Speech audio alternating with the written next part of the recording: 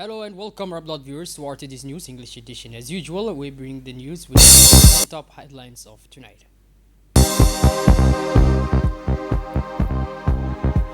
President Gele mobilizes regional leaders. The African Union IGAD summit on South Sudan.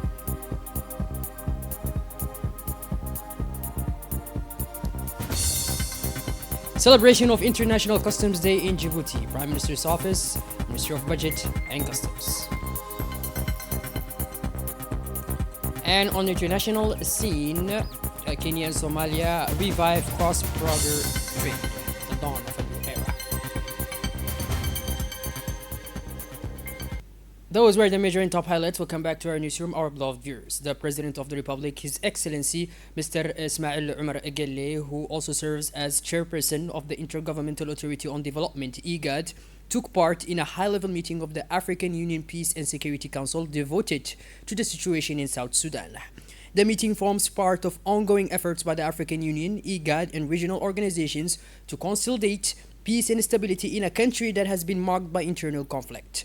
In addition to President Ismail Omar Gelle, the meeting was attended by the chairperson of the African Union Commission, His Excellency Mr. Mahmoud Ali Yusuf, as well as the chair of the African Union High-Level and Ad Hoc Committee on South Sudan C5, His Excellency Cyril Ramaphosa. The presence of these major leaders underscores the strategic importance attached to developments in South Sudan and reflects the shared determination of African leaders to support the country's peace process. It also highlights IGAD's sustained engagement under the current chairmanship of President Ismail Omar Gelle in pursuing durable solutions to regional crises. At the conclusion of the discussions, members of the African Union Peace and Security Council reiterated their unwavering commitment to peace in South Sudan in their capacity as guarantor of the revitalized agreement on the resolution of the conflict in the Republic of South Sudan. The African Union reaffirmed its determination to support the full implementation of the agreement. Participants expressed their backing for ongoing efforts to enforce the provisions of the agreement on the resolution of the conflict in the Republic of South Sudan, widely regarded as an essential to achieving lasting peace and national reconciliation and institutional stability in the country. The Council's meeting provided an opportunity to review progress made, presented challenges, and the measures required to accelerate implementation on the revitalized agreement.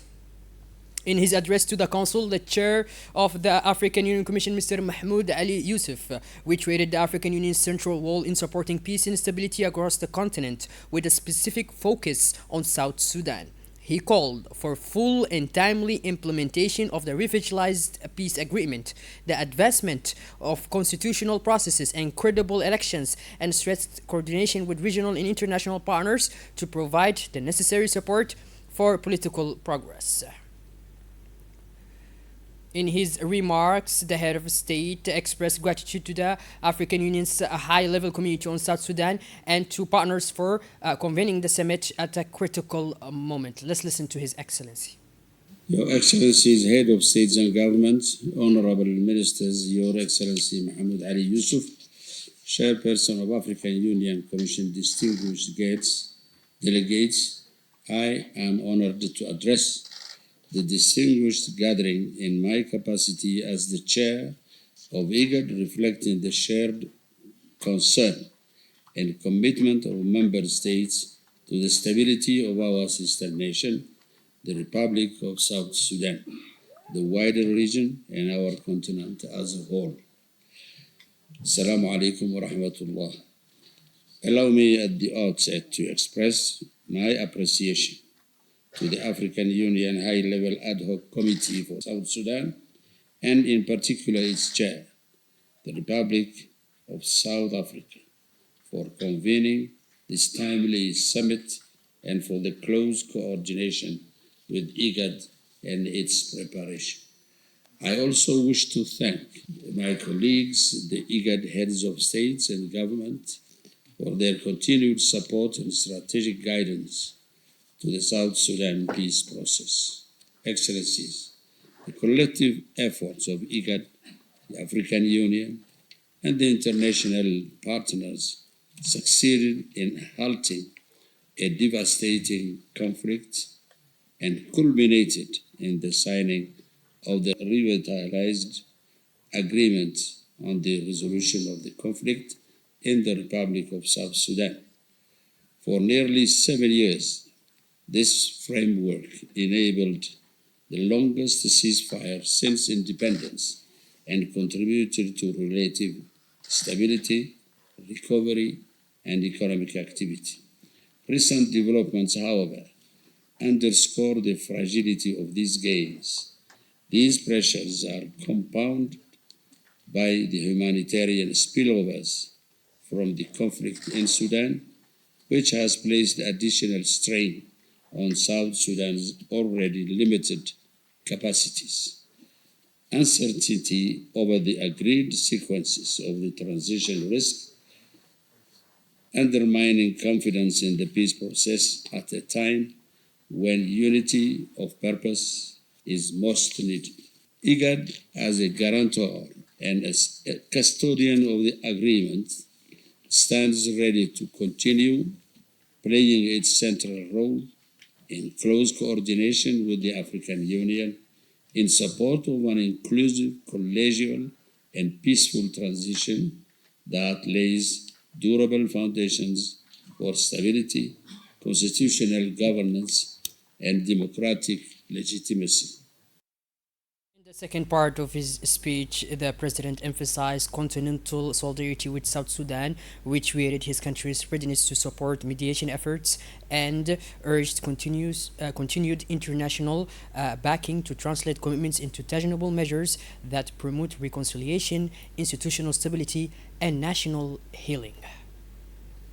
Against this backdrop and in a spirit of collective responsibility, I urge us to, one, reaffirm the RRCSS as the agreed framework for the peaceful resolution of the conflict and the completion of the transition in South Sudan, and call on all parties to recommit to its letter of spirit. Two, designate at this summit a lead mediator, either a former head of states or a delegate sitting head of states from the region under IGAD's auspices. The spearhead urgent de-escalation efforts and facilitate an inclusive political dialogue within the framework of the RRCSS. Establish and operationalized a joint IGAD-AU C5 technical task force under the guidance of the head of the lead mediator to provide coordinated political, technical, and mediation support to the process. Mobilize predictable and timely resources, including from the African Union Peace Fund, to support de-escalation dialogue and confidence-building measures. Agree to regular joint IGAD-AU C5 review meetings at summit level to assess progress, address emerging challenges, and provide strategic guidance to the mediation process. Excellencies, with renewed commitment, principled leadership, and coordinated action, we can help South Sudan remain on the path of peace and prevent a relapse into conflict. I thank you for your attention. Welcome. The General Directorate of Customs in Indirect Duties marked International Customs Day this morning at the People's Palace. Under the high patronage of the Prime Minister, His Excellency Mr. Abdul Qadir Kamil Mohammed, under the team, the ceremony was attended by members of the government, including the Minister of Budget, Mr. Ismail Ibrahim Roble, the General Director of Customs in Indirect Duties, Mr. Gulait Ahmed Yusuf, alongside national and international partners, as well as senior officials and officers of the Customs Administration. held under the banner of vigilance and commitment. The 2026 edition reaffirmed the government's determination to strengthen the operational capacity of customs, enhance regional and international cooperation, and promote robust partnerships with all relevant stakeholders. The Directorate General of Customs and Indirect Duties reiterated its commitment to pursuing its mission in service of the nation, contributing to a safer society and a stronger economy. The ceremony also featured musical performances in national languages, paying tribute to the men and women of customs through songs imbued with pride and appreciation. Attendees honored the dedication, courage, and professionalism of officers who work daily to safeguard the country and serve the public interest.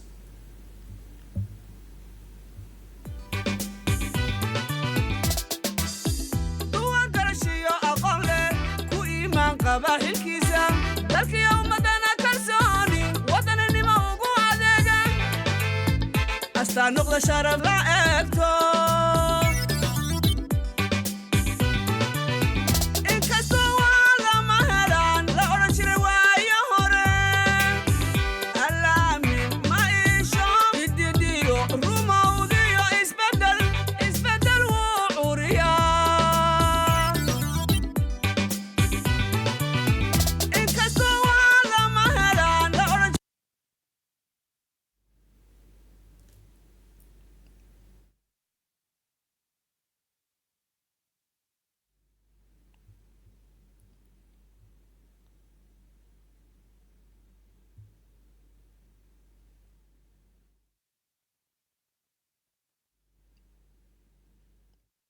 إسبدل وعوريا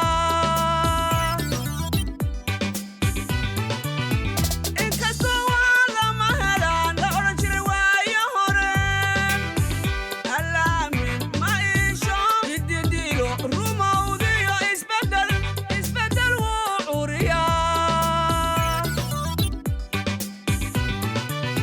انتوا كجبوتي أساقي لها المالي كدح موقدا دوكا أفريكان كهجايو ما توانا رقنايو وإله مهدية إلا أنكو عوية انتوا كجبوتي أساقي لها المالي كدح موقدا دوكا أفريكان كهجايو ما توانا رقنايو وإله مهدية إلا أنكو عوية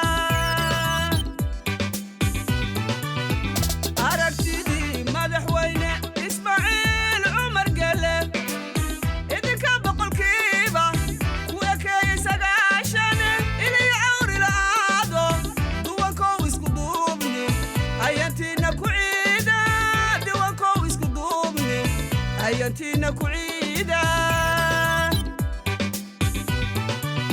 أركتدي مدحوينة إسماعيل عمر قلب إذا كان بقول كيبة كويكي سقاشنة إلي عوري لآدو دوان كويس قدوبني أيانتينا كوعيدة تحية وسلام جمال جهود الأبطال ألف تحية وسلام سلام ألف تحية وسلام جمال جهود الأبطال ألف تحية وسلام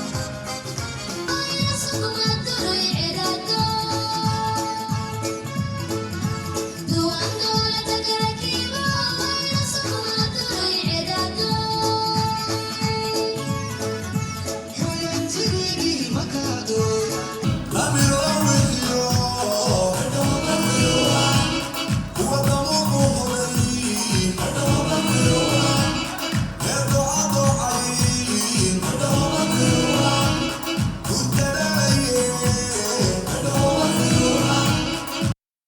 The President of the National Independent Commission for the Prevention and Fight Against Corruption, Madame Badriya Zakaria Sheikh, said that the Commission chair praised the Customs Administration progress on transparency, integrity, and good governance, calling for strengthened control and prevention mechanisms to consolidate public trust and institutional accountability.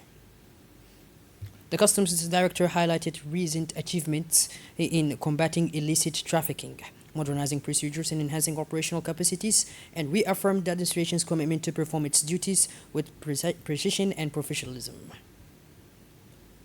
For his part, the budget minister underlined the strategic role of customs in mobilizing public resources and protecting the national economy, stressing that efficient custom operations are essential to fiscal stability and economic security. In his closing remarks, the Prime Minister, Mr. Abdulqadir Kamil Mohammed, reiterated customs' strategic importance for national security and economic development and saluted the dedication of custom personnel for their service in protecting borders and safeguarding public interests. The World Customs Day ceremony concluded with an official awards segment recognizing outstanding service within the Customs Administration. Certificates of merit and letters of commendation were presented to officers who distinguished themselves through operational efficiency, discipline, and integrity in the execution of their duties over the past year. The selection process, according to organizers, was based on a measurable performance indicators, including successful anti-smuggling operations, revenue recovery efforts, adherence to compliance standards, and contribution to modernization initiatives. Particular emphasis was placed on teamwork, ethical conduct, and innovation in addressing emerging border security challenges. In addition to individual recognition, several technical and institutional partners were formally acknowledged for their sustained cooperation with the Customs Authority. Their support in areas such as capacity building, digital systems enhancement, and logistical assistance was cited as instrumental in strengthening operational capabilities of customs services nationwide.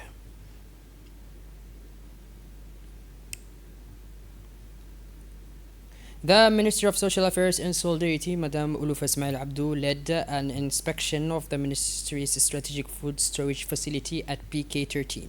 Accompanied by the World Bank's resident representative, Madam Fatou Fall, the visit reviewed logistics and storage infrastructure to ensure the immediate availability of food supplies for the most vulnerable and discussed long-term measures to strengthen social protection systems and supply chain resilience.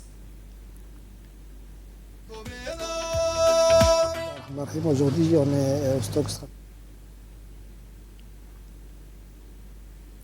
Authorities officially opened a new regional food storage depot in Dakhil, a decentralization step designed to shorten distribution lines and enable rapid local response to food crisis.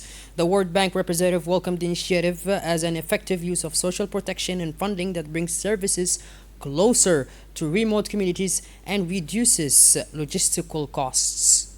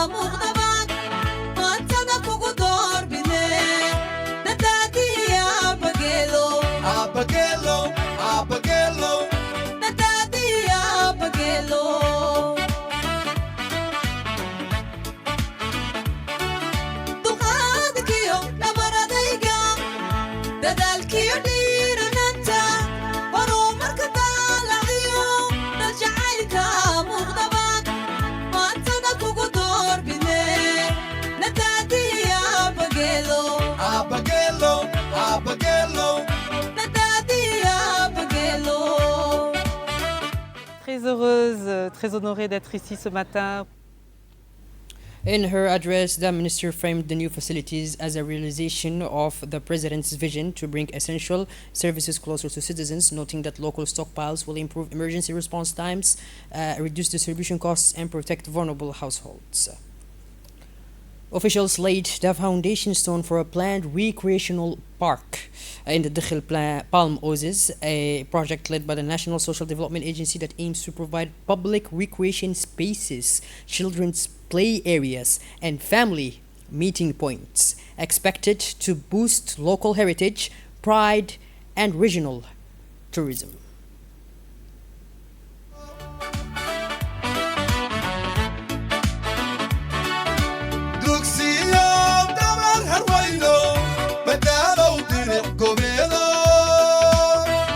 Diri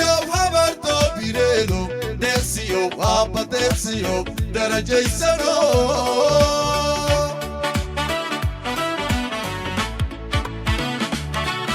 duqaadkiyo dhabaradayga dadaalkiyo dhiirananta horumarka daalaciyo daljacaylka muuqdabaan maantada kugu doorbide dadaadiya À Dikil, nous avons construit un grand parc.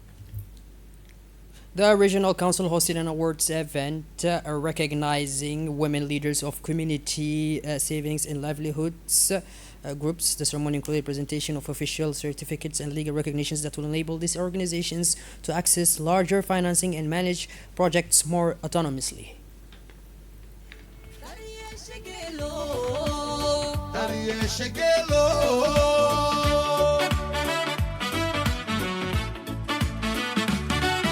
wuxuu dili hore dawumina beerayay doorkan geelo cigaalkiyo duubka dusha ku sugnee dadka iyo dalkaba xilka iyo darajada danta qaranku leeyahay daryeesha geelo daryeesha geelo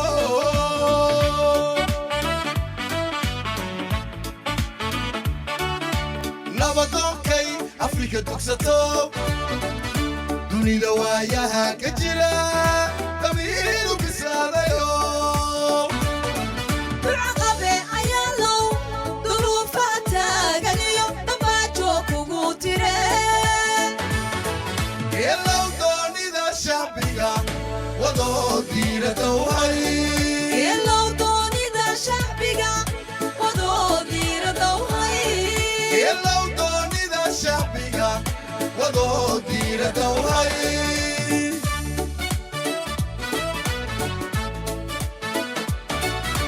nabadoonkay afrika dugsato dunida waayaha ka jira damiiru bislaadayo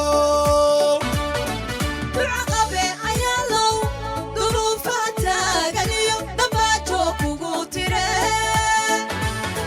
geelow doonida shacbiga wadoo diirada way geelow doonida shacbiga wadoo diirada uhay geelow doonida shacbiga wadoo diirada way geelow doonida shacbiga wadoo diirada uhay geelow doonida shacbiga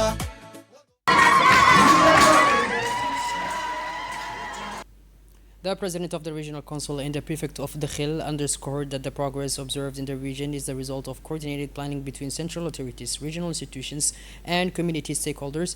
They emphasized that recent achievements in social protection, food security, and community empowerment were not isolated initiatives but part of a structured and long-term development strategy. Both officials highlighted the importance of decentralization in bringing public services closer to citizens, particularly in remote localities where access to resources has historically been limited. They noted that the establishment of regional storage facilities, support for women's associations, and investment in community infrastructure reflects a broader commitment to inclusive growth and territorial equity. The World Bank representative reiterated her support for social protection measures that reach remote families, noting that the local stock mobile exemplifies efficient use of development funds and can be replicated elsewhere to broaden impact. The minister reiterated that the certified women are not mere beneficiaries, but central pillars of household and community economic resilience, and she called for continued partnership to scale up these activities. The Tonle Association organized a major evening in support of the president's re-election bid at the Kempinski Hotel, bringing together civil society, cultural performance, and members of the public in a display of a national solidarity and cultural celebration. kulama hadi weeyaan dhaqanaan gaboobay soo jiray guyaal badan ongeesu leenahay ayaa garabka ii sudhanoo hoobe kulama hadi weeyaan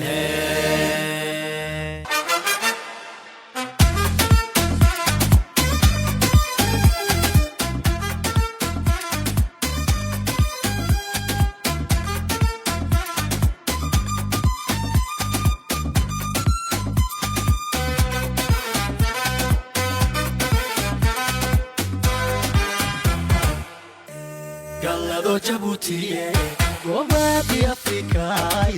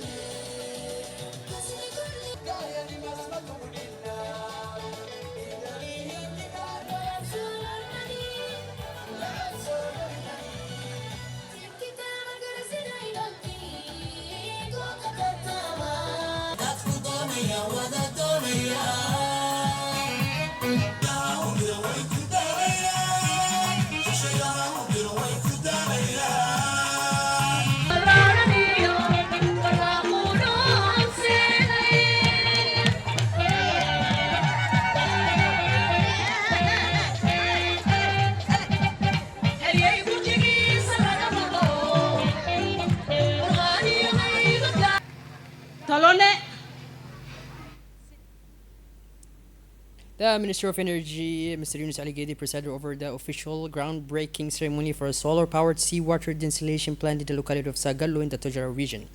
The project is being implemented in partnership with Qatar Charity as part of broader efforts to improve access to safe drinking water in rural and coastal communities. In his address, the minister described the initiative as a strategic investment in both water security and renewable energy. He explained that the facility will rely entirely on photovoltaic solar plants to power the desalination process, ensuring environmentally sustainable production while reducing operational costs. Once operational, the plant is expected to produce up to 20 cubic meters of potable water per day, supplying households in Sagallo and surrounding areas that have long faced water security challenges. The project includes a mobile water treatment unit, storage tanks, and a small laboratory to monitor water quality and ensure compliance with health standards. Officials noted that the integration of technical monitoring mechanisms is essential to maintaining constant supply and safeguarding public health. Representatives of Qatar Charity reaffirmed their organization's commitment to supporting sustainable development projects in Djibouti, particularly in sectors directly affecting daily living conditions. The Chief of Staff General Zakaria Sheikh Ibrahim presided over the official closing ceremony of the second technical training course for the 2025-2026 academic year at the Armed Forces Technical and Tactical Training Center.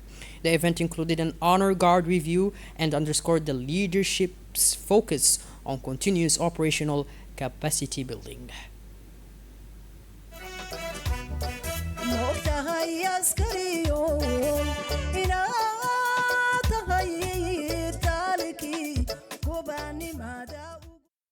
Cérémonie de fin de formation technique.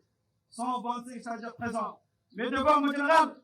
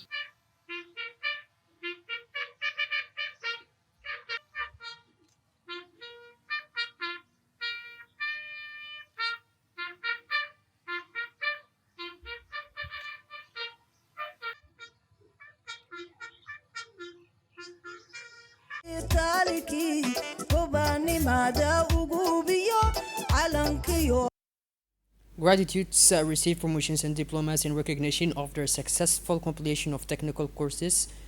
The ceremony opened with recitation from the Holy Quran, followed by formal remarks in the proclamation of trainees' results by the Director of Human Resources, Colonel Muhammad Jama' Kayad, who presented the official outcomes of the training programs. يا أيها الذين آمنوا اتقوا الله وقولوا قولا سديدا يصلح لكم أعمالكم ويغفر لكم ذنوبكم ومن يطيع الله ورسوله فقد فاز فوزا عظيما صدق الله العظيم. بسم الله الرحمن الرحيم. Bonjour.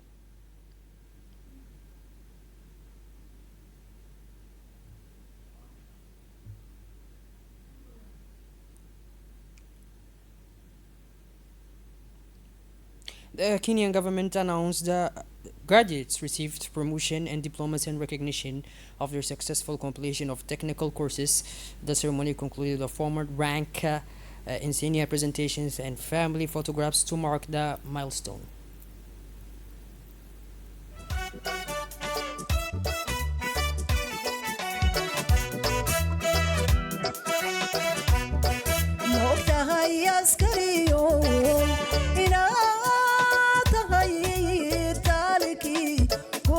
mada ugu biyo calankiyo arladu kiyayirkanayeen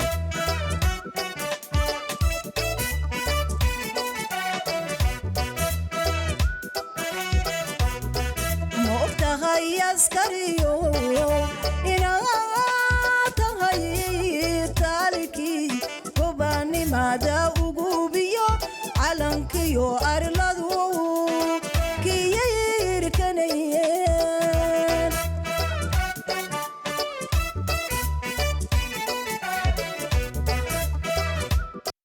Shifting gears towards the international scene now, and as I mentioned on the titles, the Kenyan government announced the reopening of 2 long closed border crossings with Somalia as part of a broader strategy to facilitate cross-border trade, mobility, and regional integration that would enhance security arrangements to ensure orderly movement.